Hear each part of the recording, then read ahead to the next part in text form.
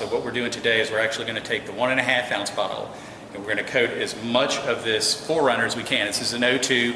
As you can see, it's got a tremendous amount of plastic. We've got these enormous front bumpers, we have the fender flares, we have the side cladding that's almost a foot wide with running boards.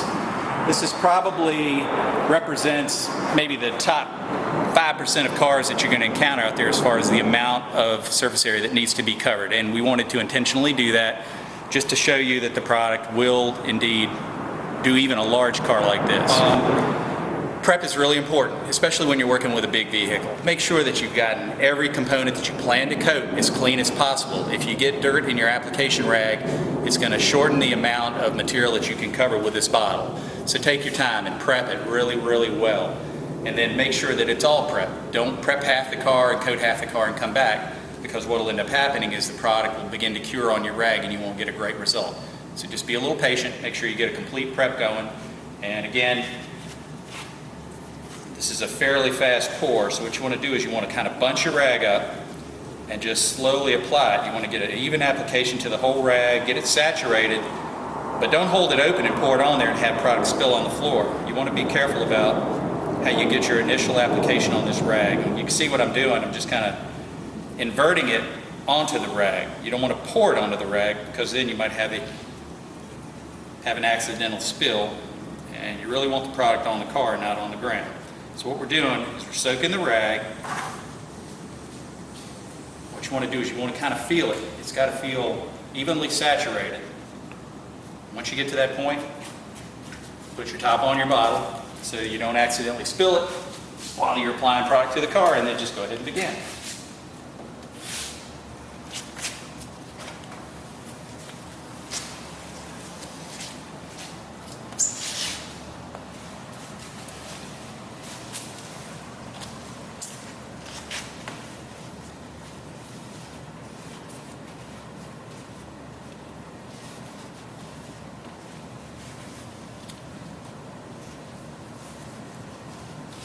The other thing too is just try to work systematically. Don't bounce around, do half a bumper, move on to a piece of side cladding, and come back and realize, oh gosh, I missed a big portion of the car. I've got to go back and get it. Just as you're working the bumper, work it completely from end to end. Work every component that you feel is important to you as far as needing coating, and then move to the next component of the car and basically just work through the entire vehicle like that. That way you have less likelihood of missing spots. It doesn't take as long to actually do a job if you work it that way, so you're going to use less product. It's going to have less time to cure on the rag.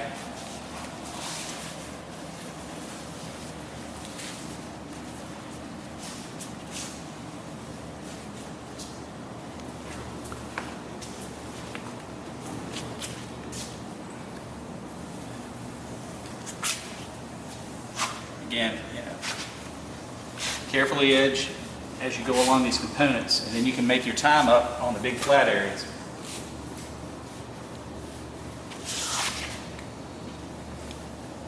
This material is pretty thirsty. It's literally, this is an 11-year-old car, and it's going to use an inordinate amount of material compared to most, but we're still going to be able to get through this with that bottle, and I think we'll have some spare left over to do a few extras. Sometimes you'll apply this to a component of your car and it'll look like it's drinking the material in and it's dying back. Don't apply a second coat immediately. What the product will do over the course of about 3 to 5 minutes is it'll partially cure and it'll actually seal that plastic. So wait 5 minutes for your second coat, and what you'll see at that point is the desired result. Every plastic's a little bit different. So like I say, don't be too premature in putting that second coat on because you're not getting the desired result with the first one. Just give the product time to seal everything off. And when you come back and give it that second coat, it'll look perfect.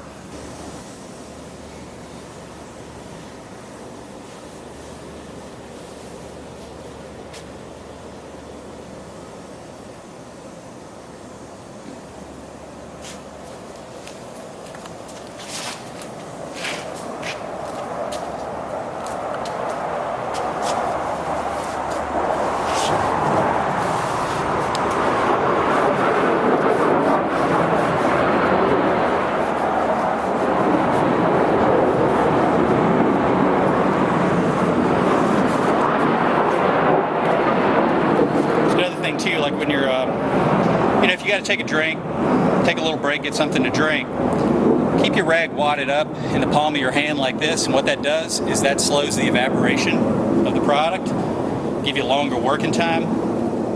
Or if you have to step away and answer a phone call or deal with a child or something like that, have a little Ziploc bag that you can put this in, squeeze all the air out of it, and that'll prolong it as well. Don't sit the rag down in the open air.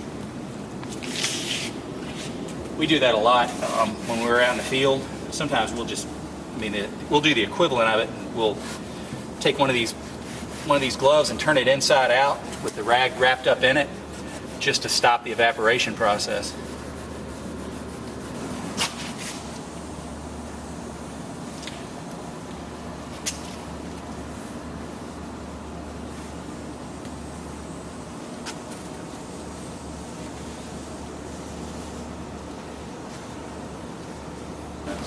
What we'll do is we'll go around and we'll coat every bit of cladding on here, and then we'll look at it, and if it needs a second touch, that's when you want to do it. Like I say, you want to give that material time to seal the plastic off. The mud flaps have a tendency, even if you're pretty good about cleaning them, as being one of the dirtiest components on the truck. So you want to coat that last when your rag is, at the end of its duty cycle. That way you don't load it up with dirt prematurely. You want to make sure all this plastic up here is attended to first.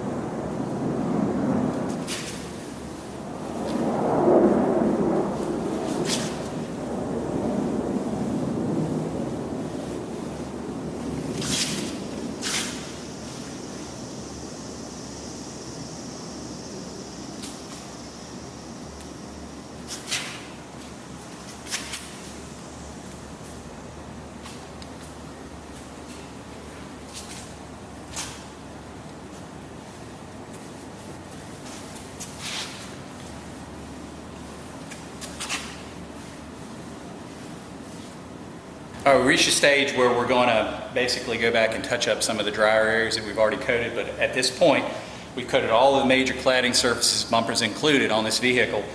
We're still well over half a bottle here. So my intention from this point on is to give this a second coat. Then we're going to move up to mirrors. We're going to do the cowl, the wiper arms, and probably a few other components, and we'll see where we're at after that. But I got a feeling we're going to be able to address every piece of this car with this one bottle. Okay. All right, we're working, a fairly intricate area that borders a lot of paint here. If you do touch the paint with your rag, just keep your little cleanup microfiber with you. If you notice that you touch the paint, say here, when you're doing this application, if you just take even a dry rag at this point, you can wipe it right off the paint with ease. Won't leave any residues behind. Just make sure that that the paint isn't dark and shiny. Once you've wiped it off, it'll return to its normal color. And if perchance you don't notice that you've done that, and when you're walking around the car doing your final inspection, you see a little touch, take a little bit of acetone on a rag and wipe it. Within the first hour or two, very easy to remove from the paint finish if you get some on there. All right, we're going to go ahead and do a window frame. See how that window frame's all spotted? You see the well water staining has affected this.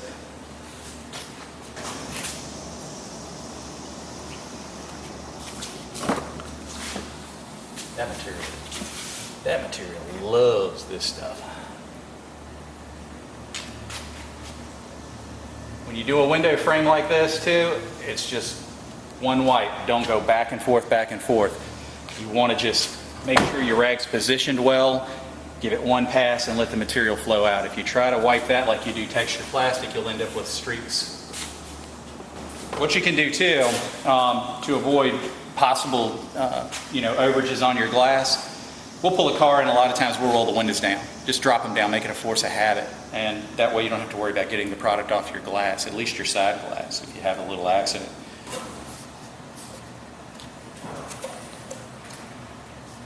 These breakaway these mirrors that break away like this, you want to move them through all their ranges of motion so you can get all these little dry areas. You know, it's all about completeness. You want your plastic to look new, not coated. So make sure when you have a mirror like this that you actually move it around through its range of motion so you get every surface. Much more complete look.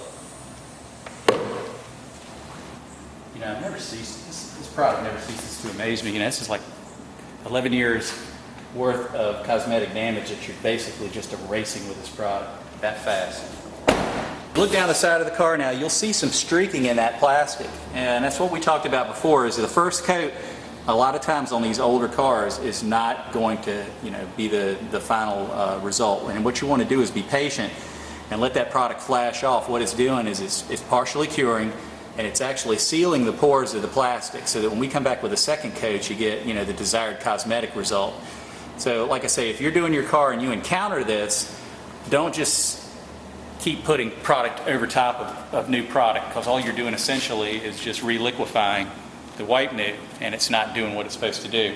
Give it 5 or 10 minutes, and you'll see that this is going to lay out much better. It's going to have a much higher gloss factor.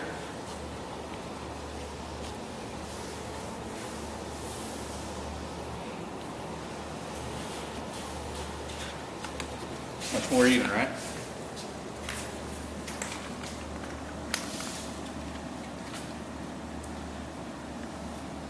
And again, we're moving on to our second coat. We've still got just under half a bottle. Let's see, we're at about 40%. Now the second coat too, you don't have to go into all the little nooks and crannies that are hiding with the second coat. You've already done that, and those areas are typically shielded from the sun so they don't dry out. They only take one coat. All you're trying to do with the second coat is even out the large flat surfaces that you see. See the top of the bumper there? Very, very streaky looking, but it's sealed off. So now when we put the second coat on, you'll see that the streakiness goes away and the color is much more intense.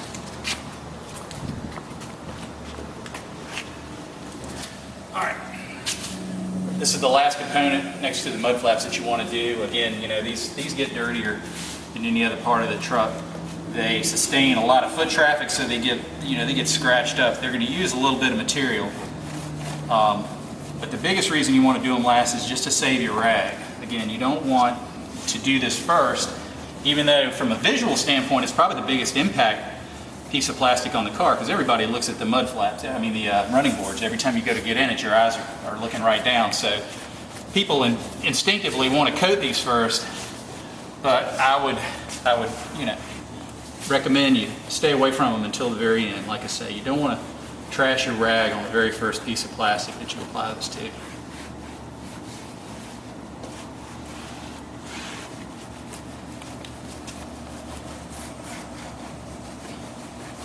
Some of the mud flaps that have really highly textured bottoms to them, you can take like a small chip brush to paint this material in rather than having to squeegee off your rag. That can save your product as well. These are pretty simple, so I'm just doing them by hand.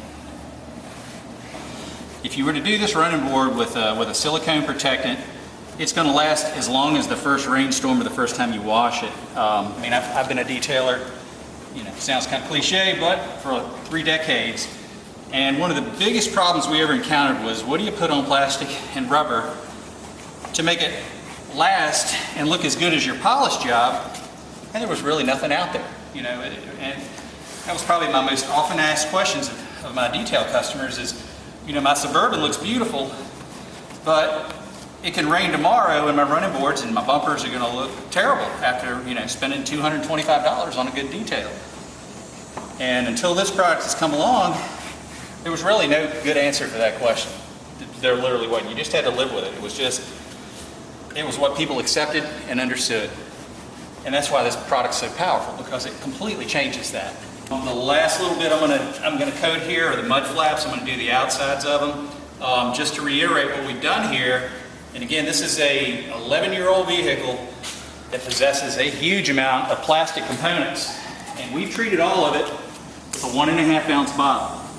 And you're only going to put it on once for 2 years. So think about how much of the competing product you'd have to buy over the next 2 years to do the same thing. It's going to be, I'd say, at least $200–300 worth of material plus your time. All right, we got the final product here. We just pulled it out into the sun. Again, this is a 1.5 bottle application on the 11-year-old 4Runner. And as you can see, it's restored all the plastic. We were able to get the running boards. We were able to get the window frames, the mirrors, the cowl pieces. And as you can see, it's restored it to just about brand new. And again, it'll be there for 2 years. It's going to last for 2 years. Again, it's not going to wash off in the first rainstorm. In fact, yeah, I think it looks really good.